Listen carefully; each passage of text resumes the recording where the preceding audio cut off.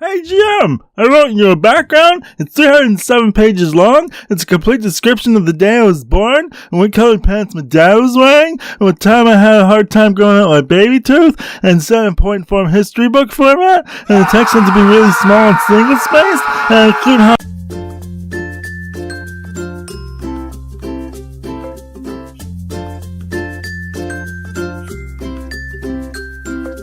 Player character backgrounds. Not every DM requires them, or even wants them, but in the modern day of RPGs, when you're seeing an evolution towards more narrative-heavy games, it is more and more common as a requirement in more and more games. What do I mean by PC backgrounds? Does this mean you have to do a huge novel? Will just 1 or 2 sentences do? What is actually helpful to the person running the game and what isn't? To start things off, I'm going to give an overview of the points I ask my players to try and answer in their backgrounds. The first thing I ask about is circumstances of birth. Were there any special circumstances to your birth? Any special events? Heritage? Status? If it would have an important impact upon your character, why or how were you conceived? This helps build up the very beginning of your character, and some of the initial effects that would shape them that were beyond your control. The second thing I ask about is relationships. If you have any other relevant or important relationships. Of course, the GM may or may not append to your list as the time goes on, but the ones you list there should be the most important in your life. Relationships could be family, friends, romantic involvements, a mentor, even longtime rivals. Try to have at least one relationship tied to you within your background. The third aspect I ask about is the defining event, a single brief event or circumstance that happened to you in your past, most likely in your youth. It's some sort of event that defined part of your personality, or why you chose at least part of your particular skill set, such as class, background, profession, path, etc. This is an event that was life-altering in some way, but doesn't necessarily have to be a negative circumstance. The fourth thing I inquire about is a complication. What is a current problem or complication in your life that has dramatically affected you? What is your goal in relation to this complication, and why do you really want to achieve this goal? The complication may or may not be tied to your defining event. That's up to you.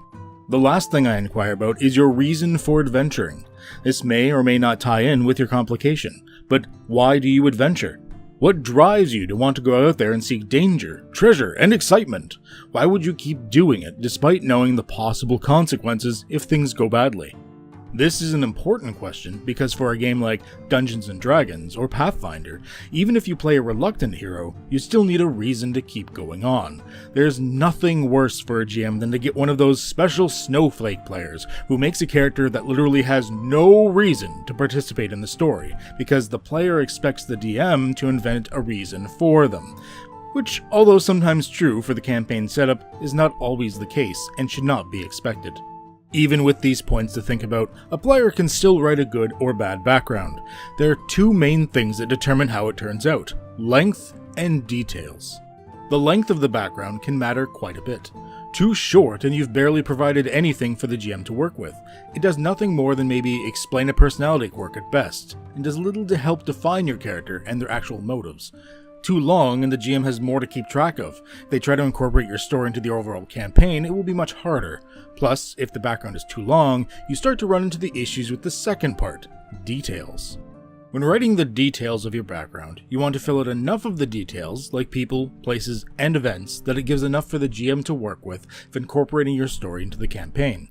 Too few details, and there frankly isn't enough for the GM to use as building blocks to work off of. Too many details, and you not only flood the GM with too much information, but you don't leave enough openness for the GM to play with. In that case, you've already written all the details of everyone you've ever encountered, exactly what happened, and how everything resolved itself, with no room for the GM to append to the story. Instead of providing the GM with more tools to work with, all you've given him is an already assembled product. One last thing I'd like to touch upon is the information format versus the narrative format.